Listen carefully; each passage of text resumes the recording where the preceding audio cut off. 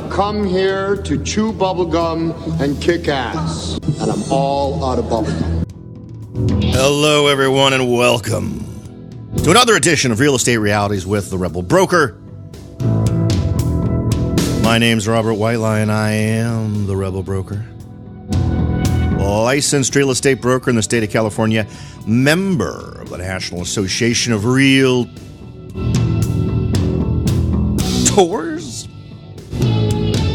But please, don't hold that against me. Welcome to it, folks. It's that time of year being the end of the year, when we see folks starting to project what's going to happen in 2018, looking back over what lessons we may have learned in 2017. Of course, we will spend some time doing that as well. We're always trying to look over the horizon, right, and figure out what's coming. Why not listen to some folks out there and organizations that are out there pushing that stuff? So we'll do some of that, maybe offer some of our own thoughts on the subject. First, let me remind everyone how to get in contact with me. The best way is through the website, therebelbroker.com. Head on over there, click on the big red button at the top if you'd like to take advantage of the monthly drawing that we've been doing now for a while. Let me give you the details. Basically, the button is titled Take the Survey to Support the Show. And yes, that's what it's for. You're going to support the show. However, while you're doing that, you're also going to be entering your name for the drawing for a $50 Amazon gift card, which we've been giving away pretty much monthly now for a while. Just head on over to therebelbroker.com, click the big red button, offer the same email address both times you're asked, answer a handful of demographic-style questions, and you're all done. You've done me a huge favor, and you've gotten yourself entered into the $50 Amazon gift card drawing. So good luck to those of you who have yet to win. Congrats to the folks who've already walked away with their $50 Amazon gift card. Now, of course, there's also getting in contact with me, which you can do by clicking the little item named Contact in the menu bar. Simply by doing that, you can send along any ideas, suggestions, observations, or questions that you might have. And finally, for those of you who want to join the Rebel Underground, now this is a group of folks who've sort of just shown extra interest in being in touch with me directly, getting access to exclusive content. They've already gotten a video. There's more stuff planned, but it's going to evolve into something on a regular schedule. I've sort of been winging it since we started this group over a year ago. And I've really erred on the side of not wanting to fill your mailboxes with crap. But the other side of the coin is you have gone to the trouble of telling me, hey, Rebel Broker, I would like to get more from you. So instead of just sort of having it be this free-for-all thing that doesn't really seem to happen at a level that I think a lot of folks want, I'm going to go ahead and put it onto a schedule. I'm debating on whether or not we get a regular monthly thing that comes out, or every other month, or quarterly. I want to be able to mix it with interesting stats that aren't so sexy for a lot of folks, I get, but then also cool video content, that type of thing. So I'm working out those kinds of things, but it's going to be a regular distribution of information for folks, exclusively for members of the Rebel Underground. Now, the best way to join the Rebel Underground is to send a text to the number, send the word Rebel Broker to the number 44222. That's text the word Rebel Broker, all one word, to the number 44222. If you'd prefer not to do that, if you'd rather just go to the website, therebelbroker.com, there'll be a button there, middle, down just below the player, where you can play the show. That'll give you an opportunity to join the Rebel Underground. Okay. I think we got all that out of the way. I hope all of you are having a great December as we ramp up towards Christmas time.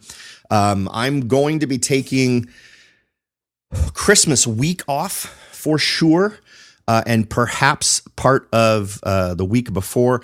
There may be some interesting things going on that week before Christmas. I've kind of got some, I don't want to, every time I come out with plans and then they end up changing, I feel like I'm feeding bad info to the group. But I do have some interesting things slated for that week before Christmas that will probably turn into content for a show, but I'm not sure I can do the show while I'm out doing it. I'm going to be on the road for that week. So we'll see what it turns into. So stay tuned. I'll give you an update as soon as I actually have something in my hand to share with you, but I don't feel like setting a table I don't end up bringing a good meal to until I know exactly what I've got on hand to serve up. I think that's about it. So let's jump in. In the spirit of trying to figure out what's going to be coming out over the next year. I want to take us first to the folks at the LA Times. They covered a interesting get-together at it's the residential real estate conference put on by the Burnham-Moores Center, which is at the University of San Diego. And they come out with some interesting stuff. The residential real estate conference put on by the school's Burnham-Moores Center occurs annually and is typically attended by roughly 200 people. Analysts gave several predictions for 2018. So I thought it'd be good to review those, talk about them a little bit, see what we think in terms of how much impact they're going to have, because I think some of the observations they make are absolutely on target and could potentially indicate an interesting shift in emphasis moving forward on how folks decide to live, which would be a key thing for those of you who are interested in investing in real estate. Now, one of the things they observed was that there will be more money for renters. Quote, the standard deduction in both the House and Senate versions of the tax plans is set to double from $6,350 to $12,000 for individuals and from $12,700 to $24,000 for married couples. Quote, it's good for renters but bad for homeowners, said Norm Miller, real estate finance chair at the University of San Diego School of Business. Now, what's interesting about this is you can also see that there are, and they're going to mention this here in a moment, but you leverage this off of the fact that there's fewer advantages in California, or at least about to be, and for all of us, right? Even more so in California, fewer advantages to actually owning your home. In terms of owning, if you're an investor, you're still going to be able to deduct the expenses related to it, right? If it's not your primary residence. However, if you are a homeowner and you're living in your home, the financial benefits are looking like they're not going to be nearly as pronounced as they used to be.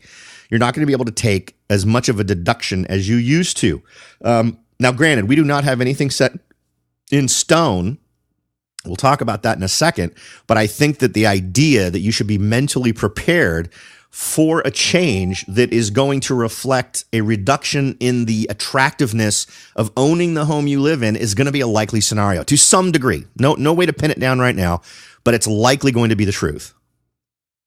Now, this piece of data that we've just covered relating to more money for renters to have in terms of individual deductions, that's pretty much going to happen. And the numbers that we're hearing right now are likely to be what we end up with because it's the same numbers in both the Senate and the House versions of the tax plan. So for folks who don't know, there is no tax plan singular, right? There's usually something proposed by the executive branch from the president's office, and then something gets put together in the Senate, and then the House and the Senate come up with their own versions, and then there's a lot of arguing back and forth, and at some point you get a single document that everyone can agree on. So typically you've got several thumbs in that pie coming up with what the budget is going to look like, what the new tax plan is going to look like. And then at some point they mix, they match, they blend, they eliminate, they do all these things to it. And then what comes out the end is our tax plan. Since we're seeing this same standard deduction change, which I think is a good thing. I think it's great that they're nearly doubling these. And we're seeing the same numbers in both versions. I'm pretty confident that's what we're actually going to get. Now, another interesting thing to look at is the home ownership side of things. If we look at that, there's fewer tax benefits for home ownership, according to this panel. Quote, both Republican-backed plans look to curtail the mortgage interest rate deduction. Right now, about 74% of San Diego City homes are valuable enough to take the mortgage interest deduction, Zillow said. After the proposed tax plan, the real estate website said that would drop to about 20%. Tim Sullivan, managing principal of Myers Research, said San Diego County would be hit harder than San Francisco if the mortgage deduction is reduced because San Diego's market relies more on mortgages because wages aren't as high. Quote, San Francisco is one of those markets that is inelastic because there is so much wealth there. They don't rely on mortgages. With that in mind, San Diego is still a place where incomes matter. So I'm not sure if I buy all of that entirely, but the core of it, which are things we should incorporate into our plans, is this idea that there will be fewer tax benefits for home ownership. Now, these guys are arguing about how much it'll affect San Diego versus San Francisco. What you need to take away from it is how much will it affect you, right? You as an investor, these are things that could clearly have an effect on you. Now, for me, these two pieces of data actually are encouraging to me. One, because I am planning to, my plan originally was to sell and rent until the market adjusted itself enough that it made sense to buy, because I think that's going to happen, at least from the standpoint of my personal residence. So all these numbers do is really reinforce the idea that, yeah, you know what, that's probably a good way to go. Now, do I like the idea of renting? Well, I'm not horribly jazzed about it. I like going into a house and screwing with it. So I like going into a house and tearing things out, taking down walls, painting things, doing things, upgrading things, and it doesn't make sense to do that in a rental, right? So for me, I'm going to follow this because I think it's a sane plan. But I like the idea of owning. I'm a person who enjoys owning the home that I live in, and eventually I will again. But I think for now it makes sense, both just from a straight number standpoint, but also from an end goal standpoint, for that to be my strategy. And of course, I'm going to walk you guys through it. We've gone through the process together so far, and I'll continue to do that. Next, in their observations, less money for subsidized housing. The private activity bond program and the 4% low income tax credit, both used to build subsidized housing in San Diego County, would be eliminated in the House plan, while the Senate plan leaves it untouched. Panelists were preparing for the worst. There is already a 10-year waiting list for the units operated by the San Diego Housing Commission. Deborah Ruin, Chief Strategy Officer of the Commission, said it used to see families stay in subsidized housing for around 3 years. Now families are staying 7 to 8 years. There's nowhere to go next, according to these folks. So less subsidized housing equals more folks out in the rental communities. Now, remember, this is talking specifically about San Diego, but this is going to be true everywhere. Now, if you don't have a lot of subsidized housing where you are, then the market impact to you is going to be relatively small, if measurable at all. It probably won't hit you at all. However, keep these numbers in mind. If this comes through and you live in one of these areas that tends to have more subsidized housing, it is going to equal a more lucrative set of circumstances for folks who are doing multi-unit housing. The folks who are in these types of subsidized housing, who are going to be looking for other accommodations, are going to be probably far more comfortable with a multi-unit setup, and not just a duplex, but quads and larger.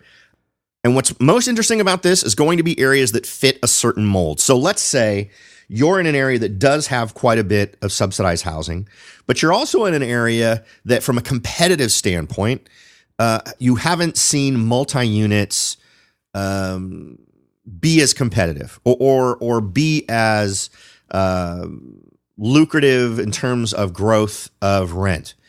Well, you have to remember that a single-family residential home for rent is pretty much, I don't know of many markets where this isn't true, more expensive than a multi-unit housing setup, an apartment-style setup, a duplex, fourplex, those types of things. Everywhere I've been, that's been the truth. A single-family residential home is more to rent than these other types, which just makes sense. But if you already have subsidized programs that are going to tend to go away, those folks are going to get displaced.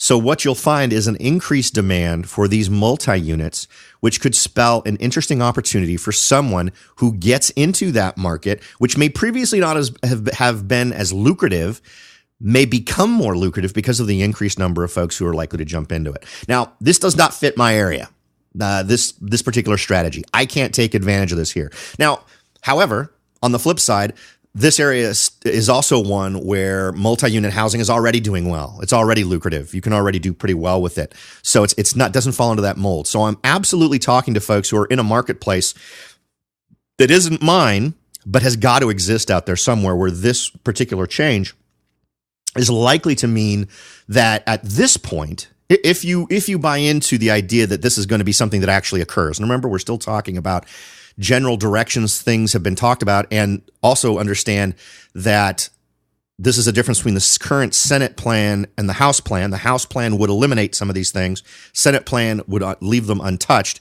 Find out what plans are in your area, and if they're on the potential list to be cut and you feel confident that's actually going to happen, this could be an opportunity. And it could, even if it doesn't go your way, right? To be honest, I'd hedge my bets. I'd still purchase it based on this idea that it needs to hold its value right now under current circumstances. But it's just one of those situations where you might want to, if you're someone who's sort of dabbled in multi-unit but not done it much, or maybe only done duplexes, you may want to consider your opportunities of getting larger units, because that may even be more lucrative than they are already once this new tax plan gets passed, because the demand for those types of units that tend to be lower cost to rent are going to go up. The demand's going to increase. All right, folks, we're going to take a quick break, but when we come back, we'll cover the rest of this article on things expected to be coming down the river from the folks who met at this conference at the University of San Diego. So don't go away. We'll be right back. Are you ready to jump in and start your search for your first investment property? Maybe you've decided that it's time to own your own home, or maybe you're ready to sell your home and move on to something new. No matter what your goal is, the Rebel Broker can help. That's right. Aside from hosting this show, I am also the owner broker of Whitelaw & Sons Real Estate Services right here in Silicon Valley. With over 25 years experience serving Silicon Valley, Morgan Hill, San Martin, and Gilroy, I or one of my great agents can help you achieve your goals in real estate. So if you're ready to look into taking that next step towards achieving your real estate goals, point your browser at www.soldbyrobert.com. That's www.soldbyrobert.com and get in touch. Let me show you how I will earn your business and your respect. Again, that's www.soldbyrobert.com, or you can call me at 408-852-0525. California Bureau of Real Estate ID 00984-909. Welcome back, everyone. We are covering this sort of meeting of real estate folks at the University of San Diego. We just talked a little bit about a likely reduction in the amount of dollars available for subsidized housing, and something to keep in mind if you're in a community, again, where subsidized housing plays a good part. You may want to consider this an opportunity for you to move into a segment in your marketplace that could become more lucrative. And I want to be clear. If you just do the math, let's just talk about generalities now across the country. If you just do the math, multi-unit residential buildings tend to do better on a money invested versus money pulled out or money made on those transactions, right? We all get that. So even if these rules don't go the way we're talking, I think that's a smart buy just about anywhere. I mean, if you end up buying a 20-unit apartment building or a 10-unit or an 8-unit, you're not going to cry. If these rules don't pass, you're not going to cry. What I am saying is that if these rules do pass, the likelihood is that the most likely folks to rent in that segment of the market, if this is a relatively,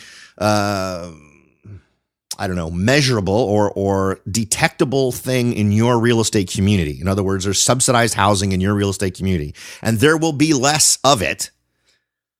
Typically, that spells an opportunity for you. It spells an opportunity in terms of being able to keep vacancies low, in terms of being able to maintain rental rates or even maybe bump them a little bit, but also in upping the value of the property itself, which of course are the value of the property is derived from those other two things, right? Your ability to collect rents on a regular basis and to be able to sustain rents at a level that make the property profitable.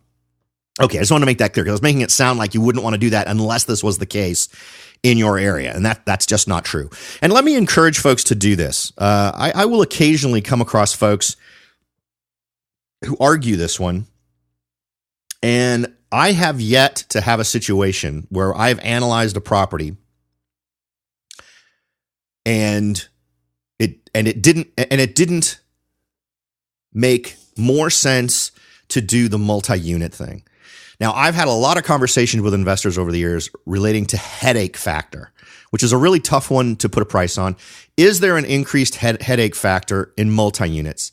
Well, potentially there can be, right? If you've got 10 renters instead of one, that's multiplied by 10, the number of potential people who will pester you about something, right? That's kind of okay, given the fact that all these people are giving you money every month to be there. So I don't see that as a real thing. But I've had some investors say, well, you know what? It's less about that and more about having to deal with abuses on the property, folks making a mess of things, damage, et cetera, those types of things. And the thing that I come back to is the conversation I always have. Well, then you need to better screen your tenants. If you're not screening your tenants well enough, and I don't know if I shared this story with you because this blew me away. I have someone I encountered a while back who was renting a house. I'm almost sure I've shared this with you guys. So I'll just do it again because it still shocks me. So here's a landlord, and the person who's renting the house from her tells her, I'm going to be moving out. And the landlord comes back and says, no problem, just find someone to take your place. And so she does. And that was it. That was how this landlord found her new tenant. She had her existing tenant find a new tenant before she moved out. Now, that's the kind of market we live in, just to show you that. I think this person put a notice up on Craigslist and had someone wanting to rent quickly, but basically delegated the selection of their tenant to the current tenant. Does that make any sense to anyone within the sound of my voice? It stuns me that this person has continued to have success in real estate in terms of investing, given that being their strategy on finding tenants. In fact, they're not even bothering to find tenants. They're having their tenants find their tenants.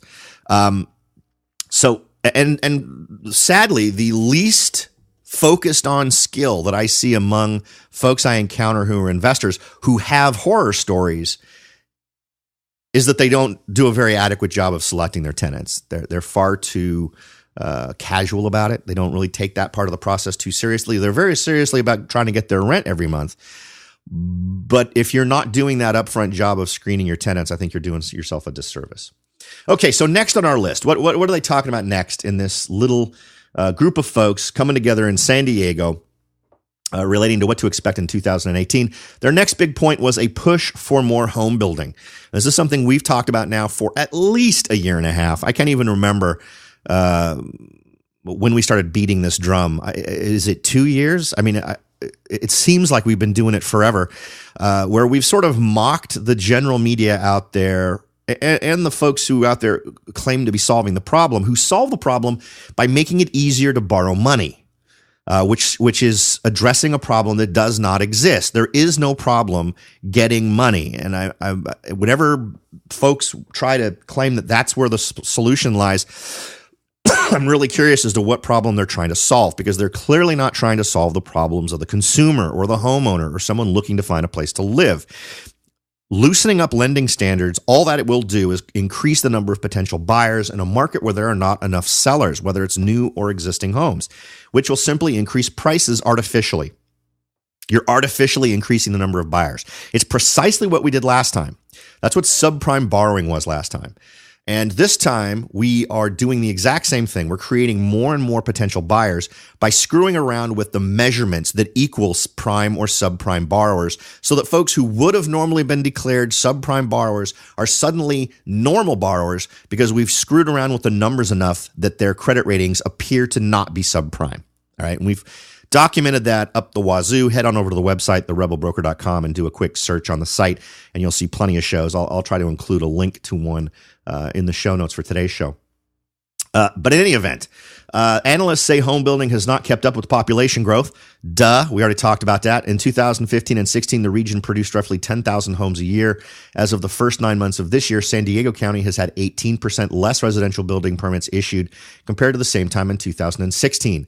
Now, of course, this doesn't even come close to being anywhere where it was just before the downturn last time. If you go back and look at permits that were being issued in 2005, 6, 7, it's an order of magnitude more homes being built. Now, of course, that was because there was this crazy demand that just kept growing.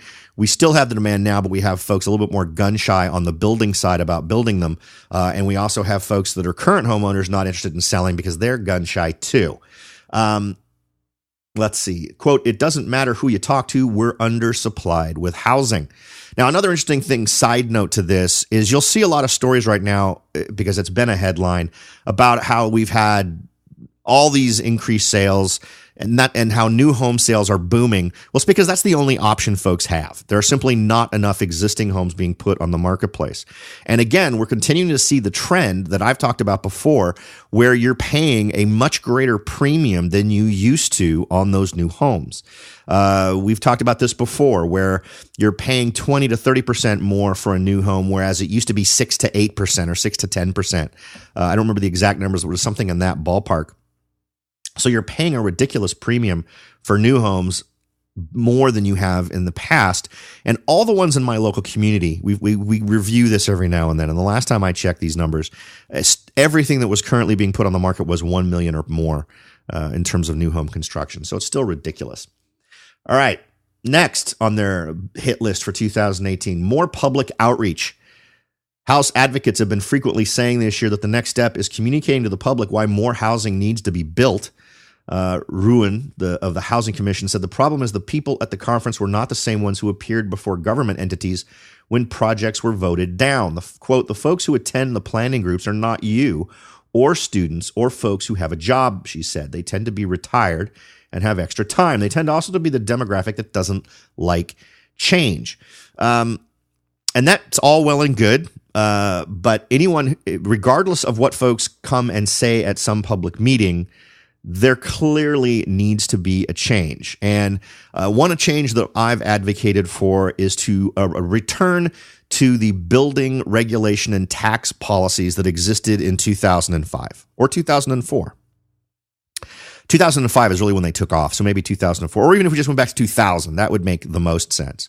If you look at how much fees and other regulations were increased from 2003, 4, 5, all the way up to the present, it is a hockey stick of the steepest proportions in terms of how much more money it costs builders to build once they figure out the costs of complying with various regulations and paying what is basically the kickbacks to local and state governments in order to have the privilege of building homes. It ends up all being passed on to you. None of that. No builders are just eating those costs, but it also explains why so many builders end up being drawn more towards the high end, because the regulations and the fees are all there regardless. So you have to cough up that money. Why not have government agree to go back to the way the policies were before the last big upturn and give folks a break and see where that takes us? How about policies that instead of creating more buyers, create more sellers, whether they're new or existing homes? Create tax policy that makes it more beneficial for home sellers to sell their home. Why not waive 50% of the transfer fee or the county tax or whatever? These are all such basic and simple things, and the reason why they won't happen, the reason why they would much rather have financing be where it's done in terms of simply creating more buyers, is because that's where the bread gets buttered for them. That's not where it gets buttered for you and me. No one is doing you a favor by making it easier for you to buy a home that's already too overpriced. Saddling you with debt that could potentially be an anchor around your neck is not helping you. It may feel like they're helping you when you're doing it. It may feel like it on move-in day, but it won't feel like it when you whip out that calculator a year and a half into your purchase and discover that because of changes in the market, you now owe more than the home is worth. So keep all of that in mind. I think we're in a very dangerous time in terms of what could potentially happen. However, the fact that folks are talking about it's got to be fixed on the supply side, we have to build more homes, is encouraging. I can't think of anyone, I have not heard anyone other than me suggest we roll back the clock on fees and regulations to make it easier to build. If someone else is out there doing it, I'd love to hear about who it is. I'd love to interview them on the show and get their take on all of this. But that's really where I think it needs to happen. Developers and builders need to be in a position where there's a lot fewer barriers in front of them to getting these products in front of people. That, if anything's going to normalize prices and availability, that's going to be it. But somehow it seems like someone somewhere doesn't feel like a real, honestly normalized marketplace is what's going to do the best for them. So, all right, folks, I hope that you have gotten more out of the show then you've invested in it in time. That's always the goal. I always want to leave more on the table for you than you put on. Hope we've achieved that today. Thanks for listening. I hope you're all excitedly getting ready for Christmas. I know I am. I'm excited to have all the boys in the house this Christmas and get down to some quality family time. Merry Christmas to all of you. Talk to y'all next time.